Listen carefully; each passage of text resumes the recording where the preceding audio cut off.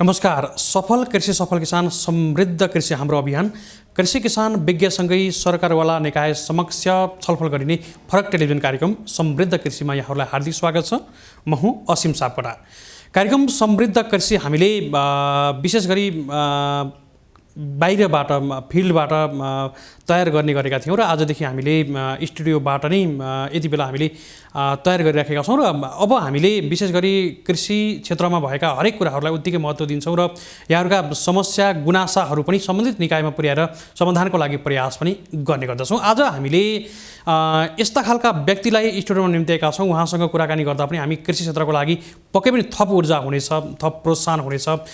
कृषि क्षेत्रमा पछिल्लो समयमा धेरै युवाहरू लाग्नु भएको अवस्था पनि हो। यद्यपि केही कारणले गर्दा सरकारले भने जस्तो सपोर्ट नगर्दा अथवा अन्य प्राविधिक कारणले गर्दा चाहिँ असफल भएर फेरि कृषिमा वितृष्णा भएका धेरै युवाहरू पनि हुनुहुन्छ। यद्यपि उदाहरणीय काम गरेका धेरै युवाहरू पनि हुनुहुन्छ। यो मासमा चाहिँ अलिकति फरक सामूहिकताको काम गर्न सकियो भने चाहिँ कृषि क्षेत्रबाट समृद्ध आर्जन गर्नको लागि मजाले सकिन्छ भन्ने खालको सन्देश आजको श्रृङ्खलामा दिने प्रयास गरेका छौँ। हुन त कृषि क्षेत्रको व्यवसायीकरणको लागि सरकारी क्षेत्र, गैर सरकारी क्षेत्र, त्यसैगरी निजी क्षेत्रहरूको समेत अहम भूमिका रहेको छ। यसै मध्येमा एउटा नयाँ राष्ट्रिय खाद्य बैंक, जुन बैंकै अवधारणामा चाहिँ खाद्यान्नसँग कारोबार गर्ने अर्थात् खाद्यान्नसँग सामिप्य जोडेर चाहिँ अगाडि बढ्ने खालको कन्सेप्ट ल्याएर चाहिँ राष्ट्रिय खाद्य बैंक स्थापित भइराखेको छ र धेरै ठाउँहरूमा आफ्ना गतिविधि पनि चलाइराखेको छ। र हामीले यति बेला राष्ट्रिय खाद्य बैंकका कार्यकारी अध्यक्ष शङ्करनाथ उप्रेतीज्यूलाई हामीले स्टुडियोमा निम्त्याएका छौँ र आज हामीले राष्ट्रिय खाद्य बैंकसँग सम्बन्धित भएर चाहिँ सामूहिकतामा काम गर्दा हुने फाइदाहरू र किसानलाई सँगै राष्ट्रिय खाद्य बैंकले कसरी जोड्ने प्रयास गरेको छ भन्ने खालको महत्त्वपूर्ण सन्देश पनि आजको श्रृङ्खलामा दिने प्रयास गर्दैछौँ। हामी ढिला नगरी उहाँलाई स्वागत गर्दैछौँ। सर नमस्कार, यहाँलाई स्वागत छ। नमस्ते, धन्यवाद। सर आराम हुनुहुन्छ? हजुर, एकदम ठिक छ। यो लकडाउनको बेलामा पनि रस्साकसी निकै थियो है, विभिन्न ठाउँहरूमा पुग्नु भयो है? होइन, पुग्नु पर्यो नि। अब खेती किसानीय काम गर्न लागेपछि त पुग्नु पर्यो होइन। अब लकडाउन भनेर बस्ने पनि कुरो भएन। अनि कस्तो हो भने फेरि तपाईँको नेपालमा हेर्दाखेरि चाहिँ कस्तो देखियो भने अहिले अरू सबै चाहिँ सुरक्षा निकाय, डाक्टर साहबहरू अथवा स्वास्थ्यकर्मी, सुरक्षाकर्मीहरू उहाँहरू सबै चाहिँ फ्रन्ट मोर्चामा भनेर चाहिँ व्याख्या गरियो। तर किसानहरूलाई कहिले पनि फ्रन्ट मोर्चामा भएको भनेर व्याख्या गरिँदैन। अब हामी जस्तै किसानहरूले गरेर उत्पादन गरिएको वस्तुहरू ल्याएर नै गर्ने खुवाउने भएको कारणले गर्दाखेरि अनि हामी चाहिँ यो बेलामा पनि खेती कमाइको काममा पनि लाग्यौँ र नेपाल सरकारलाई एउटा रिक्वेस्ट हामीले के पनि गऱ्यौँ र अस्ति विज्ञप्ति मार्फत पनि जानकारी के गरायौँ भने अब यो फ्रन्ट मोर्चामा लाग्ने जसरी स्वास्थ्यकर्मी, सुरक्षाकर्मी लगायतका अन्य निकायहरूलाई नेपाल सरकारले चाहिँ कोभिड विरुद्धको खोप दिनुभयो। त्यसै गरी किसानहरूलाई चाहिँ पहिलो प्राथमिकतामा राखेर यो खोप दिनु, सब आउने खोपहरू। किनभने उहाँहरू चाहिँ माटोमा खेलिरहनु भएको छ, त्यसमा काम गर्दा एक्लै हुँदैन, समूहमा गर्नुपर्ने हुन्छ। कतिपय कुरा भने जति स्वास्थ्यका मापदण्ड पुरा गर्न चेतना नहोला, ठाउँ नहोला, अनि परिस्थिति नहोला। त्यसले गर्दाखेरि पनि उहाँहरू जोखिमको अग्रमोर्चामा रहनु भएको हुनाले किसानहरूलाई चाहिँ खोप दिनुहोस् है भन्ने खालको हामीले चाहिँ नेपाल सरकार मार्फत सरकारवाला निकायसँग अनुरोध गरेका छौँ। अनि राष्ट्रिय खाद्य बैंक लिमिटेडले चाहिँ अस्ति मात्रै एक वक्तव्य जारी गरेर चाहिँ हामीले अनुरोध पनि गऱ्यौँ र त्यसै गरी नियामककारी निकायहरूलाई भनिरहेका पनि छौँ। र अहिले हजुरहरूको मिडिया मार्फत पनि हामी के निवेदन गर्छौँ भने नेपाल सरकारले आउने कोभिड विरुद्धको खोपमा चाहिँ सबभन्दा पहिला किसानहरू लगाउनको लागि पहल गर्नुपर्छ र यो कुरा दिनुपर्छ भन्ने खालको अभियान उठाउँदै हामी अहिले हिँडेका छौँ र यस सिलसिलामा काममा पनि लागेका छौँ। अलिकति संस्थागत राष्ट्रिय खाद्य बैंकले गरेका गतिविधिमा अलि पछाडि प्रवेश गरेको छु मैले। अहिले चाहिँ अब विभिन्न सङ्घ संस्थाहरूको उत्तिकै योगदान छ र पर्याप्त पनि छ, पर्याप्त छैन पनि।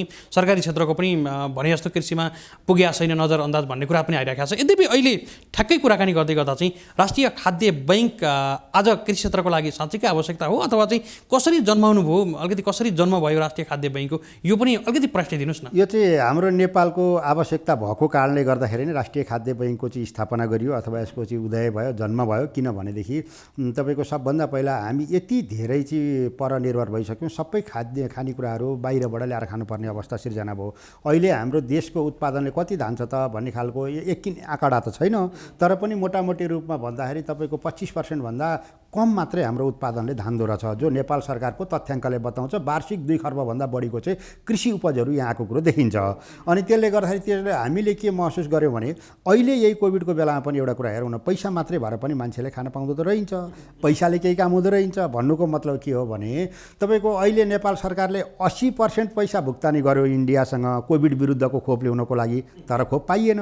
त्यसै गरी भोलिका दिन चाहिँ कतै कथन कदाचित भोकमारी लाग्यो, हाम्रो देशबाट बाहिरबाट जुन अनाज अनाजहरू अथवा हामीले खाने कृषि उपजहरू यहाँ ल्याउन सक्ने परिस्थिति सिर्जना भएन र हामीले पनि यहाँ केही काम गरेनौँ भनेदेखि चाहिँ हामी यो नेपालका नेपाली जनताहरू खान नपाएर भोकै सुकेर चाहिँ मर्नुपर्ने अवस्था सिर्जना हुन्छ भन्ने खालको कुराको हामीले जब विश्लेषण गऱ्यौँ, मूल्याङ्कन गऱ्यौँ र बुझ्यौँ, त्योभन्दा पछाडि हामी पनि यो देशका असल नागरिक हौँ, हाम्रो पनि दायित्व छ र हामीले अब त्यो कामलाई कसरी गर्नुपर्छ भन्दाखेरि चाहिँ उत्पादनसँग सुरुवात गर्नुपर्छ। अब हामीले बाहिरबाट ल्याउने होइन कि हाम्रो यति राम्रो चाहिँ यहाँ हावापानीहरू छ, प्रत्येक ठाउँमा चाहिँ फरक फरक हावापानी छ, 2-3 घन्टाको फरकमा छुट्टै हावापानी हो, छुट्टै उत्पादन, त्यसको टेस्ट छुट्टै, भनेको स्वाददेखि लिएर गुणसम्म राम्रो हुने खालको ठाउँ छ भने यो ठाउँलाई उत्पादनसँग जोड्नुपर्छ भनेर चाहिँ राष्ट्रिय खाद्य बैंक लिमिटेडको चाहिँ हामीले परिकल्पना गऱ्यौँ, जसले गर्दाखेरि चाहिँ त्यो उत्पादनसँग जोड्ने कुरामा किसानहरू, कृषि सहकारीहरू, कृषिमा काम गरिरहनुभएका नियामकारी निकायका समूहहरू, प्राइभेट कम्पनीहरू, स्थानीय निकायहरू जम्मैलाई चाहिँ लिएर जाने गरी चाहिँ राष्ट्रिय खाद्य बैंक लिमिटेडले निजी क्षेत्रबाट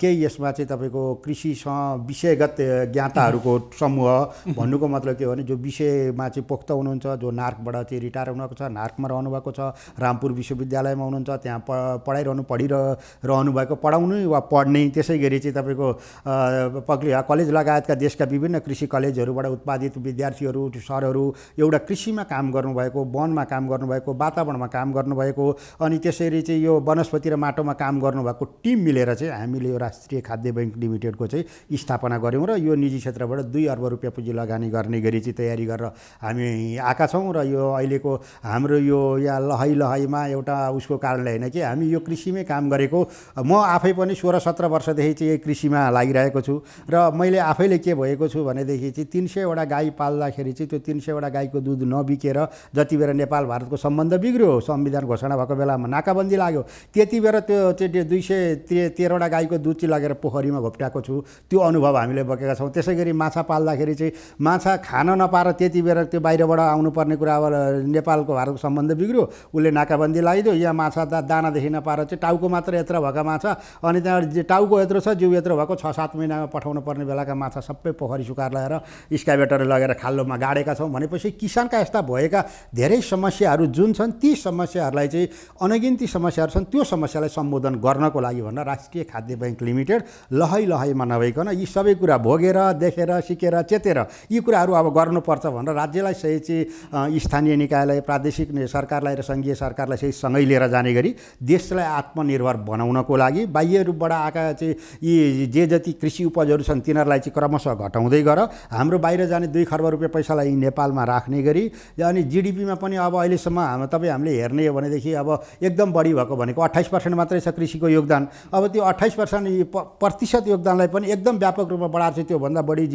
गृहस्थ उत्पादनमा योगदान दिन सक्ने गरी, अनि त्यसभन्दा पछाडि हामीले बनाइएका खानेकुराहरू स्वास्थ्यवर्धक अथवा खान योग्य हुने गरी भोलिका दिनहरूमा चाहिँ तपाईँको हामीले प्राङ्गारिक मलहरूको प्रयोग गरेर पुरा प्राकृतिक रूपबाट बनाउन छौँ, तर अहिले चाहिँ सेफुडको रूपमा खान मिल्ने गरी विषादी र रसायनको मात्रा कम गरेर उत्पादन गरेर लिएर जाने र त्यसभन्दा पछाडि चाहिँ तपाईँलाई कृषि र टुरिज्ममा लगेर चाहिँ जोड्ने।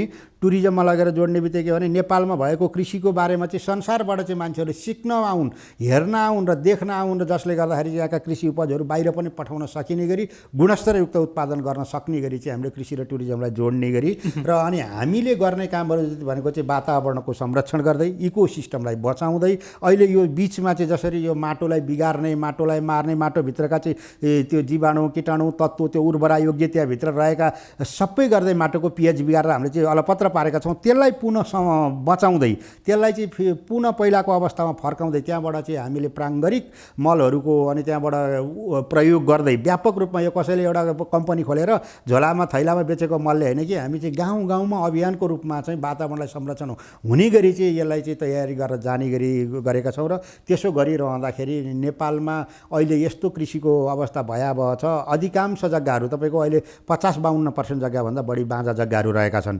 ती बाँझा जग्गाहरूमा हराभरा बनाउनु पर्छ र त्यहाँ उत्पादन गर्नुपर्छ भनेर विशेष गरी पहाडी ठाउँका जग्गाहरू त यति धेरै बाँझो छन् कि फल्नको लागि योग्य जग्गाहरू छन्, तर त्यहाँ खेती कमाइ गर्ने मान्छे छैन। अनि जङ्गलहरू आएका छन्, त्यसले गर्दा बिचमा केही गरौँ त भनेर थोरै मान्छेले प्रयास गरियो भने नि जङ्गली जनावरहरूले आएर त्यो बाली नालीलाई सखा पारिदिएको हुन्छ, जसले गर्दाखेरि ती उहाँहरू पनि पलायन हुनुपर्ने अवस्था सिर्जना भएको छ। त्यसले गर्दा हाम्रो टिमले, हाम्रो चाहिँ यो राष्ट्रिय खाद्य बैङ्कको चाहिँ एउटा विज्ञहरूको टिमले हामीले के सरसल्लाह गऱ्यौँ भने जुन ठाउँमा जे फल्छ, जुन ठाउँमा चाहिँ जसरी फलाउन सकिन्छ त्यो कुराहरू फलाउने, जसले गर्दाखेरि मानौँ न काहीँ एकदमै धेरै चाहिँ जङ्गली जनावरहरू लगाइन्छ भने त्यहाँ ओखर फलिन्छ भने ओखर लगाइदियो भने त कसैले पनि खानेकुरा भएन। त्यस्ता खालका उदाहरण मात्र मैले दिने, धेरै कुराहरू छन्। तिनै खालका कुराहरूलाई चाहिँ हामीले गर्न सक्ने गरी तयारी गरौँ, जसले गर्दाखेरि रोजगारीको सिर्जना गर्ने। रोजगारीको सिर्जना पनि तपाईँको यसो 1-2 जना लाखौँमा हामी मान्छेहरूलाई रोजगारी सिर्जना गर्छौँ। किन लाखौँ मान्छेले रोजगारी सिर्जना हुन्छन् भनेर चाहिँ तपाईँ हामीले भन्ने हो भने, किनभने एउटा उत्पादनको काममा हामी आफैले गर्छौँ। उत्पादित कामहरूमा पनि अन्न बाली, तरकारी बालीहरू, फलफुल बालीहरू, अनि त्यहाँबाट दही दुध, चिया कफी, जडीबुटी, माछा मासु, गेडागुडी, तेल निक्लिने वस्तु, जो हामीले दैनिक भान्सामा प्रयोग गर्ने कुराहरू छन् ती सबै उत्पादन गर्छौँ। त्यो उत्पादन गर्नको लागि चाहिँ अघि नै मैले भने कृषि सहकारी, कृषि प्राइभेट कम्पनी, अनि समूहहरू, अनि त्यस किसानहरू, यी रहेछन् त्यहाँ सहकारीहरू, ती सबैलाई समावेश गराएर लिन्छौँ र त्यो उत्पादित वस्तु जतिलाई चाहिँ सुरक्षित भण्डारण गर्ने काम पनि राष्ट्रिय खाद्य बैङ्क लिमिटेडले आफैले गर्छ। अब त्यो उत्पादित वस्तु चाहिँ ल्याएर हामीले भण्डारण गर्ने भयौँ। भण्डारण गरिसकेपछि त्यसलाई ग्रेडिङ गर्नु पर्यो, प्रशोधन गर्नु पर्यो, प्याकेजिङ गर्नु पर्यो, अनि त्यो प्रशोधन प्याकेजिङ गरिसकेर फेरि त्यसलाई राख्नु पर्यो। अनि त्योभन्दा पछाडि चाहिँ हामी राष्ट्रिय खाद्य बैङ्क लिमिटेडकै आफ्नै च्यानल मार्फत चाहिँ त्यसलाई चाहिँ होम डेलिभरीको व्यवस्था, आउटलेटको व्यवस्था, अनि बजारीकरणको व्यवस्था, यी सबै खालका कुराहरूले चाहिँ हामी बजारमा पुर्याउनु पर्यो। भनेपछि यति धेरै चिज हामीलाई यहाँ मेन पावरको आवश्यकता रहन्छ, दक्ष मेन पावरको पनि रहन्छ, जो उत्पादनका कुरामा चाहिँ कृषिमा पिएचडी गर्नुभएका डाक्टर साहबहरूदेखि लिएर चाहिँ जो चाहिँ सामान्य चाहिँ प्याकेजिङ गर्ने, निफन्नी केलाउनेदेखि लिएर घर घरमा पुर्याउनेसम्मका सबै खालका मान्छेहरू चाहिँ यसमा आवश्यकता रहन्छ। र फेरि यो चाहिँ यस्तो अर्गनाइजेसन हो कि तपाईँको यो कृषिसँग आबद्ध भए पनि सबै खालका मान्छेहरूको यहाँ आवश्यकता रहँदो रहेछ। जस्तो मैले हजुरसँग एउटा प्रसङ्ग जोडेँ। अब यसको चाहिँ अर्थ व्यवस्थापनको कुरा गर्नको लागि सिएसएफहरूको एउटा ठुलो टिम छ, जसले हामीले आर्थिक विभागमा उहाँहरूलाई राखेका छौँ र उहाँहरूले यसको योजना बनाइरहन्छ, हेर्नु भएको छ। त्यसले गर्दा चार्टर एकाउन्टेन्ट पढेको मान्छेको पनि आवश्यकता हुँदो रहेछ। अनि नेपालमा कृषिसँग सम्बन्धित समस्या छन्, समस्या कानुनमा समस्या छन्, तिनीहरूलाई चाहिँ नेपाल सरकारलाई चाहिँ यो खालका समस्या छन् है भनेर हामीले चाहिँ यो हटाउनुहोस्, यो गर्नुहोस्, यो गर्नुहोस् भनेर चाहिँ दिनको लागि पनि त्यो कानुनी प्रक्रियाहरू पुरा गर्नको लागि वकिल साहबहरूको आवश्यकता हुँदो रहेछ। त्यसले गर्दा हाम्रो एउटा वकिल साहबहरूको टिमले चाहिँ त्यो पनि अहिले काम गरिरहेछौँ। अनि त्यसै गरी तपाईँको यो अहिलेको कृषिलाई लगेर प्रविधिसँग जोड्नु पर्यो, किनभने अब पहिलाको जस्तो बाबुबाजेले कोदाली र हलो बोकेको घरले मात्रै अहिले खेती हुँदैन, खेती गर्ने कुरोलाई पनि प्रविधिसँग लगेर जोड्नु पर्यो। अनि त्यहाँबाट मेसिन औजारसँग जोड्नु पर्यो, अनि ती मेसिन औजारलाई बनाउनु पर्यो, धेरै कुरा गर्नु पर्यो नि त। तपाईँ हामीले देखेका के छौँ भने धान रोप्ने मेसिन आएको छ, बिग्रिएर बसेको वर्षौँ भइसक्यो, तर त्यसलाई बनाउन सकिएको छैन। त्यसले गर्दा यो प्रविधिसँग जोड्ने खालको कुरा भने आइटीमा काम गर्नुभएको, आइटीमा पढ्नुभएको, आइटीको चाहिँ विषयगत साथीहरूको पनि ठुलो एउटा टिम चाहिन्छ, त्यो पनि हामीसँग हुनुहुन्छ। अब अहिले त धेरै डिजिटल माध्यमबाट पनि अब काम गरिन सकिने कुराहरू भनेका धेरै कुरा भएको र अहिलेको यो आइटीको दुनियाँसँग त्यो उहाँहरू पनि हुनुहुन्छ। एवं रीतिले चाहिँ यस्ता खालका सबै खालका मान्छेहरू जो कृषिभन्दा बाहिर रहेका मान्छेहरूलाई पनि दिन सक्ने, यसमा चाहिँ रोजगारीको अवसर रहने भएको हुनाले आफ्नो योग्यता क्षमता अनुसारको चाहिँ सबै खालका मान्छेहरूलाई चाहिँ अब त्यसै गरी म्यानेजमेन्ट पढेको भनेको सबै खालको साथीहरूले चाहिँ रोजगारी सिर्जना हुन्छ र हामी चाहिँ हजारमा होइन लाखौँ लाख युवाहरूदेखि लिएर सक्षम मान्छेहरूलाई काम दिन सक्ने गरी तयारी गरेका छौँ। र त्यो हामीले तयारी गरिरहँदाखेरि यो नेपालको आवश्यकता भएको हुनाले अब यो नेपालमा चाहिनुपर्ने गुणस्तरयुक्त खानेकुराहरू उत्पादन गर्नको लागि अब हामीले तयारी गरिएको हुनाले चाहिँ लाग्छ भोलिका दिनहरूमा चाहिँ यो नेपालभित्रकै वस्तुहरूले हामीले देशलाई धान्ने गरी आत्मनिर्भर बनाउने गरी यो खाद्य बैङ्कको परिकल्पना गरेर यसको डिजाइन गरेर चाहिँ हामीले तयारी गरेका छौँ। यसको साथै चाहिँ हामीले यसमा अल्पकालीन योजना, मध्यकालीन योजना, दीर्घकालीन योजना भनेर तीनटै योजनाहरू सार्वजनिक गरेका छौँ, जसले गर्दाखेरि दीर्घकालीन योजनाहरूमा चाहिँ देशलाई चाहिँ आत्मनिर्भर बनाइसक्दाखेरिको अवस्थामा भने हामीलाई चाहिनुपर्ने चाहिँ कृषि औजारका मेसिनरीहरू, सामान्य खालका मेसिन औजारहरू हामीले यहीँ उत्पादन गर्छौँ। यहाँ हामीलाई चाहिनुपर्ने चाहिँ मेन पावरहरू जस्तो अब कतिपय कृषिसँग सम्बन्धित मेन पावर कस्तो छ भने काहीँ सिटीभिटी तालिम गराउँछ, काहीँ कृषि कलेजहरूले पढाउनुहुन्छ, त्यो सैद्धान्तिक ज्ञानहरूको कुरा छ। अब हामीले सैद्धान्तिक ज्ञान पनि राष्ट्रिय खाद्य बैङ्क लिमिटेडले आफैले दिन्छ, व्यवहारिक ज्ञान पनि हामी आफैले दिन्छौँ। बाह्य देशहरूका सफल मोडलहरू के छन् तिनीहरूसँग पनि कुरा गर्छौँ, जस्तो इजरायल, जापान, कोरियाका, चाइनाका युनिभर्सिटीहरूसँग हामी समन्वय गर्छौँ र उहाँहरूलाई गरेर चाहिँ हामीलाई चाहिनुपर्ने आवश्यक मेन पावर पनि हामीले तयार गर्ने गरी र अनि हामीलाई चाहिने मेसिन औजार पनि तयार हुने गरी हामीलाई चाहिनुपर्ने चाहिँ गुणस्तरयुक्त खाद्य वस्तुहरू तयार गर्न सक्ने गरी चाहिँ जाने गरी राष्ट्रिय खाद्य बैङ्क लिमिटेडले चाहिँ सुरुवात गरेका छौँ। अब यसभित्र चाहिँ तपाईँको धेरै खालका अप्ठ्याराहरू पनि छन्, चुनौतीहरू पनि छन्, गाह्रो पनि छ। अब सरकारै चाहिँ अहिले एक प्रकारको भन्ने हो भने भन्न मुखमा रूपमा सबै कृषि भन्ने, तर काममा चाहिँ अब विदेशबाट यत्रो चाहिँ ल्याएर खानुपर्ने अवस्था छ। हामीले जे जसरी जहाँ बाहिर संसारभरिबाट किनेर जम्मा गरेर ल्याएको पैसा जति चाहिँ बाहिर खानेकुराहरू किन्नको लागि पठाउँदाखेरि चाहिँ गइसकेको अवस्था, गइरहने अवस्था भएको हुनाले त्यसलाई रोकेर काम गर्नुपर्छ भन्ने खालको कुराका साथमा लागेका छौँ, तयारीमा लागेका छौँ। र जसले गर्दाखेरि अब केही वर्षभित्रमै नै राष्ट्रिय खाद्य बैङ्कको यो गरिमामय कृषि क्षेत्रको उपस्थितिले तपाईँको चाहिँ जसरी चाहिँ बङ्गलादेशको ग्रामीण विकास बैङ्कले बङ्गलादेशलाई परिवर्तन गर्नको लागि संवाहकको भूमिका निर्वाह गर्यो, त्यसै गरी राष्ट्रिय खाद्य बैङ्क लिमिटेडले कृषि क्षेत्रमा आमूल परिवर्तन गर्न सक्छ र यसलाई गर्नुपर्छ भन्ने मान्यताको साथमा चाहिँ राष्ट्रिय खाद्य बैङ्क लिमिटेडका हामी टिम लगाएका छौँ। 2 अर्ब रुपियाँ पैसा चाहिँ सबैका कलेक्सन गरेर एक ठाउँमा ल्याएर जम्मा गरेर माटोमा ल्याएर गाड्ने खालको काम, त्यो आफैमा चाहिँ रिस्क पनि छ। त्यो कुरालाई हामीले बुझेका पनि छौँ, भएका पनि छौँ। अनि अर्को कुरो फेरि हामीले के भने यसभित्र हामी देशलाई चाहिँ धनी बनाउने र जिडिपीमा योगदान पुर्याउँदै हाम्रो गृहस्थ उत्पादनमा चाहिँ हामी राम्रोसँग चाहिँ उपस्थिति जनाउन सक्ने गरी र त्योभन्दा पछाडि चाहिँ तपाईँको हामीले यहाँ पोषणयुक्त खानेकुराहरू खुवाउनको लागि हाम्रो चाहिँ मेडिकल डाक्टरहरूको एउटा टिम छ, जसले गर्दाखेरि चाहिँ पोषण खाद्य वस्तुहरू खानुपर्छ भन्ने खालको कुरामा। त्यसै भएर हामीले मूल थेम नै के बनाएका छौँ भने पोषिलो आहारको लागि दिगो कृषि उत्पादन हाम्रो अभियान। पहिला पोषिलो आहार चाहियो, त्यो दिगो कृषिले गर्नु पर्यो र त्यो चाहिँ राष्ट्रिय खाद्य बैङ्क लिमिटेडको चाहिँ अभियानको रूपमा हुने भयो भनेर एउटा अभियान्ताको रूपमा हामी हिँडेका छौँ। र सबै समूहहरूलाई, निकायहरूलाई र कृषिमा आबद्ध रहनुभएकाहरूलाई हामीले यहाँ समावेश गराउँदै जान्छौँ। लाग्छ हामी यहाँ कसैको प्रतिस्पर्धा गर्न आएको पनि होइन, कसैलाई विस्थापन गर्न आएको पनि होइन। हामी मजाले माटो खनेर बिग्रेको माटोलाई बनाएर त्यसबाट थोरै ठाउँबाट पनि धेरै फलाउन सकिने अहिलेको प्रविधिलाई प्रयोग गर्दै अगाडि बढ्ने गरी अनि रिसर्चको पाटोलाई पनि सँगसँगै लिएर जाने। रिसर्चको पाटोमा तपाईँको स्थानीय बिउ बिजनहरू, रैथाने बालीनालीहरू, त्यो अब कतिपय ठाउँमा अहिले छैन, लोप भएर गइसकेको छ। त्यो जो चाहिँ प्रतिरोधात्मक क्षमता थियो, रोग लाग्दैन थियो भनेको, एउटा त्यो बालीनालीमा पनि रोग लाग्दैन थियो, अर्को त्यो खाएपछि हाम्रो स्वास्थ्यमा पनि चाहिँ रोग लाग्दैन थियो। त्यस्तो खालका चाहिँ ती खानेकुराहरू चाहिँ अहिले लोप भएर गएको अवस्था भएको हुनाले तिनीहरूलाई संरक्षण गर्नुपर्छ भनेर हामी खोजी पस्ने अभियानमा छौँ। त्यसै गर्दाखेरि हामीले यो राष्ट्रिय खाद्य बैङ्क लिमिटेडको स्थापना भएको पनि तपाईँको भर्खर कार्तिक मङ्सिरतिर हो, धेरै भएको छैन।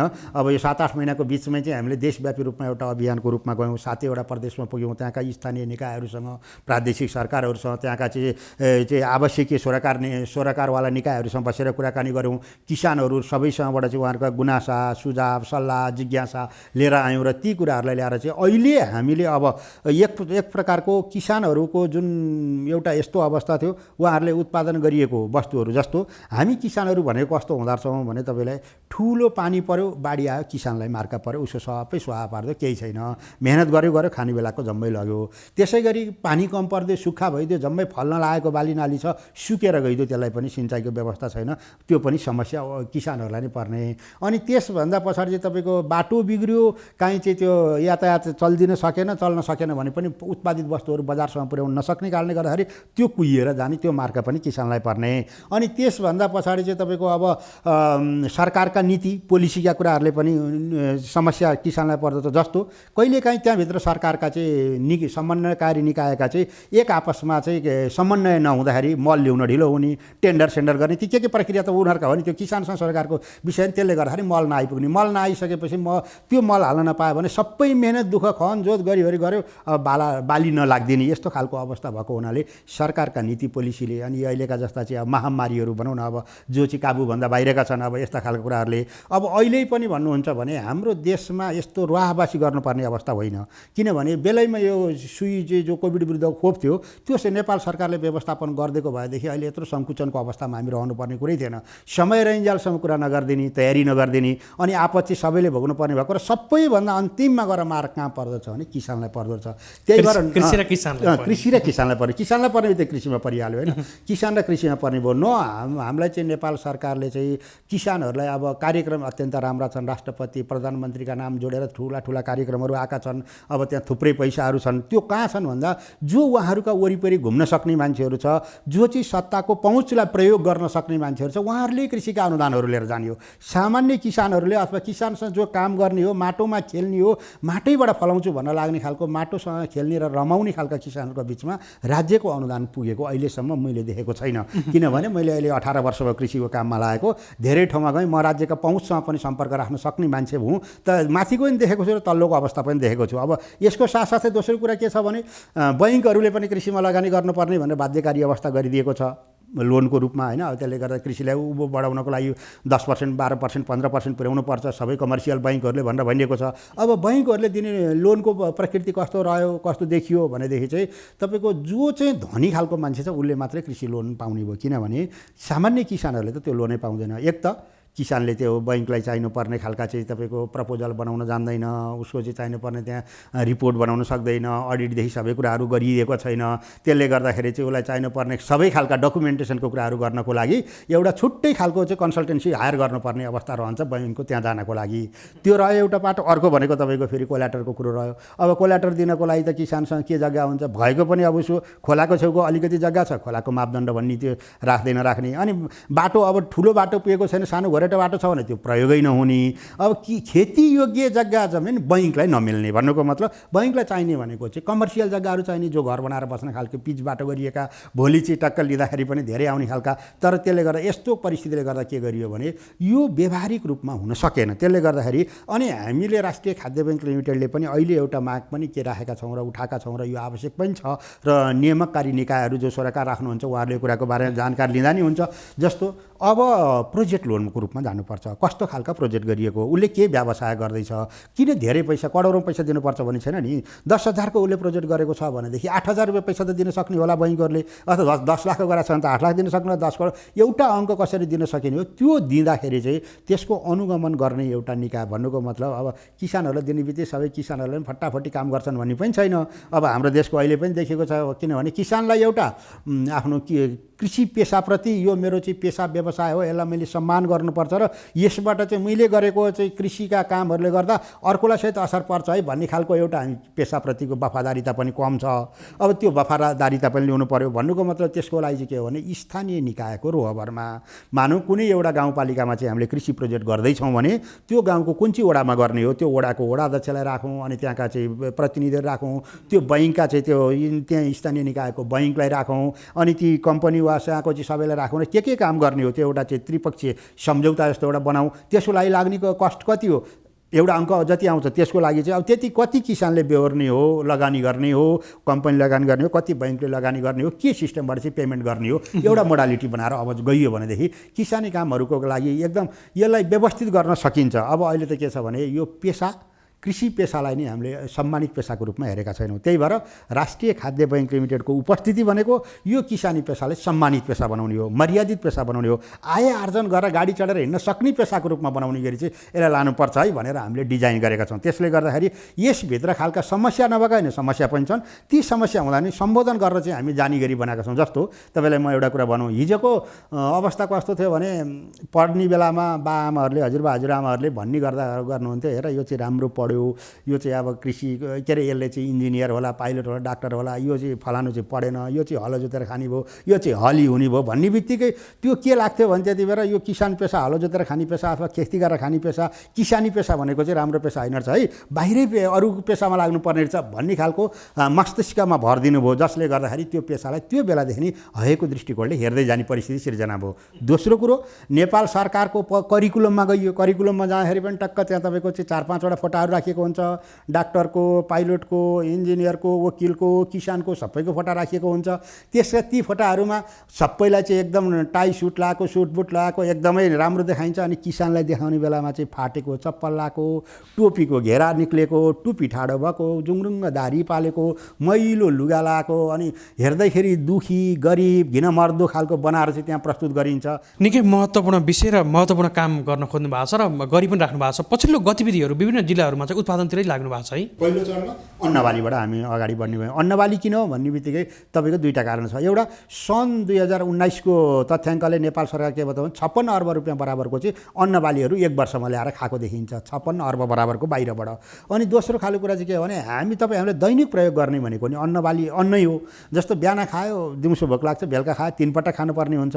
अनि त्यसले गर्दाखेरि चाहिँ यो अन्नलाई नै हामीले पहिला चाहिँ हाम्रो ठाउँबाट गतिविधिबाट अगाडि बढाउँ है भनेर धान, गहुँ, कोदो, मकै, फापर, जौ जस्ता कुराहरूलाई चाहिँ हामीले अन्नबालीको रूपमा चाहिँ जो नेपाल सरकारले क्याटेगोरीमा राखेको छ तिनीहरूलाई अगाडि बढाएर लिएर जाने गरी पहाडी जिल्लाहरूमा धान पहाडी जिल्लाहरूमा कोदो र मकै फापर जौ जस्ता कुराहरूलाई चाहिँ त्यहाँबाट उत्पादनको काममा सुरुवात गराउने गरी अहिले मकै र कोदोबाट काम सुरुवात गरिसकेका छौँ। तराईका जिल्लाहरूमा पहिला धानबाट सुरु गर्छौँ र धानभन्दा पछाडि गहुँमा लाग्छौँ। गहुँको काहीँ गहुँ हुन्छ, काहीँ चाहिँ तोरीहरू होला, काहीँ गेडागुडीहरू होला, यसरी चाहिँ हामीले त्यहाँ जाने गरी तयारी गरेका छौँ। र जस्तो झापा, मोरङ, सुनसरीको चाहिँ पाइलट प्रोजेक्टको रूपमा झापाको गौरादहको 2 नम्बर वडा र 7 नम्बर वडामा ठकठकेमा चाहिँ हामीले 55 बिघा जग्गा लिएका छौँ र त्यहाँ चाहिँ अहिले पाइलट प्रोजेक्टको रूपमा धान यसरी रोप्नुपर्छ है भनेर किसानहरूलाई सिकाउने काम गरिरहेका छौँ, सिकाइरहेका छौँ। दोस्रो खालको कुरा भनेको त्यसै गरी चाहिँ त्यो आसपासका किसानहरूसँग मिलेर 413 बिघा जग्गामा चाहिँ हामीले धान खेती जो चाहिँ स्थानीय बाली त्यहाँको चाहिँ त्यो बासमती धानहरू चाहिँ हामीले रोप्ने काम गराउँछौँ र उहाँहरूसँग किसानहरूसँग मिलेर पनि काम गरिरहेछौँ। त्यसै गरी तपाईँको पोखराको हेम्जामा चाहिँ हामी आफैले भाडामा 35 बिघा जग्गा 35 रोपनी जग्गा लिएर चाहिँ धान रोपिसक्यौँ। अनि त्यहाँभन्दा पछाडि चाहिँ त्यहाँ 300 रोपनी जग्गा चाहिँ किसानहरूसँग मिलेर पोखराको जेठो बुढो नामकको त्यहाँको चाहिँ बासमती धानलाई चाहिँ हामीले रोपेर चाहिँ तयारी गर्ने गरी गरेका छौँ र त्यो रोप्ने र रोपिसक्ने काम लगभग सकिन लागिसकेको छ। त्यसै गरी अनि बाँके, बर्दिया, कैलाली, कञ्चनपुरको हकमा चाहिँ हामीले बर्दियाको गुलरिया नगरपालिका 3 खैरीमा 60 बिघा जग्गा हामीले आफूले भाडामा लिएर पाइलट प्रोजेक्टको रूपमा चाहिँ त्यहाँ यसरी गर्नुपर्छ भनेर सिकाउने काम सिकाइरहेका छौँ। अहिले त्यहाँ रोपाइँ धमाधम्ती भइरहेको छ। त्यहाँ पनि स्थानीय खालको चाहिँ त्यहाँको बासमती धानलाई नै हामीले पहिलो प्राथमिकता राखेका छौँ र त्यसरी चाहिँ बढाइरहेछौँ। त्योभन्दा पछाडि चाहिँ अरू किसानहरूसँग जोडिएर 513 बिघा जग्गामा चाहिँ हामीले त्यहाँ धान खेतीबाट सुरुवात गरेका छौँ। एवं रीतिले कर्मैसँग अब अहिले हाम्रो यो सङ्कुचनमा नपरेको थियो भनेदेखि हामी अलि धेरै जिल्लाहरूमा जान्थ्यौँ, तर पनि 22वटा जिल्लामा चाहिँ अहिले हाम्रा खेती कमाएका कामहरू सुरुवात गरिरहेका छौँ र त्यहाँ हाम्रा सबै टिमका साथीहरू अहिले हामी यहाँ कुरो गरिरहँदाखेरि पनि उहाँ मेलामा पातामा उहाँ काम गरिरहने ठाउँमा हाम्रो टिमको साथीहरू खटिरहनु भएको छ। निकै महत्त्वपूर्ण विशेष समय सकिसकेको छ। अन्तिम खण्डमा केही भन्न चाहनुहुन्छ यहाँले? अनि ठिक छ, अब यसरी चाहिँ यो राष्ट्रिय खाद्य बैङ्क चाहिँ स्थापना भएको कुरो सबैको ठाउँमा पुग्ने गरी सबै साथीभाइहरूले सुन्ने गरी देख्ने गरी र अब भोलिका दिनहरूमा कृषि क्षेत्रमा रहेका समस्यालाई सम्बोधन गरेर यहाँ पनि आशाको एउटा केन्द्रबिन्दुको रूपमा राष्ट्रिय खाद्य बैङ्क लिमिटेडको उदय भएको छ। यसलाई अब खैर काम गर्ने कुरामा कमी कमजोरी केही रह्यो भने सकारात्मक ढङ्गले सोध्दै अगाडि जाने गरी चाहिँ तयारी गरौँ र यसमा इच्छुक हुने साथीहरू, प्राविधिकहरू, यसमा रहनुभएका चाहिँ जो विज्ञहरू हुनुहुन्छ, प्राज्ञहरू हुनुहुन्छ, उहाँहरूलाई पनि यसमा आउनको लागि हार्दिक अनुरोध गर्दै आज यो सुअवसर प्रदान गर्नुभएकोमा प्रभु टेलिभिजन र असिमजीलाई समेत हार्दिक धन्यवाद सहित हाम्रो यो कुरा राखिदिनु भएको र सुन्दिने श्रोताहरूलाई समेत धन्यवाद दिँदै बिदा चाहन्छु। नमस्कार। हुन्छ, नमस्कार। हजुर, हामीले उहाँलाई बिदा गरिसकेका छौँ। विशेष गरी हामीले खाद्यान्नसँग सम्बन्धित कुरा र हामीले बढ्दो परिनिर्भरतासँगै हामीले उत्पादन नै बढाउनुपर्छ, सँगसँगै बजारलाई पनि व्यवस्थित गर्न सकेको खण्डमा चाहिँ पक्कै पनि कृषि क्षेत्रले समृद्ध आर्जन गर्न सक्छ भन्ने खालको महत्त्वपूर्ण सन्देश पनि यहाँहरूलाई प्रभाव गर्दैथ्यौँ।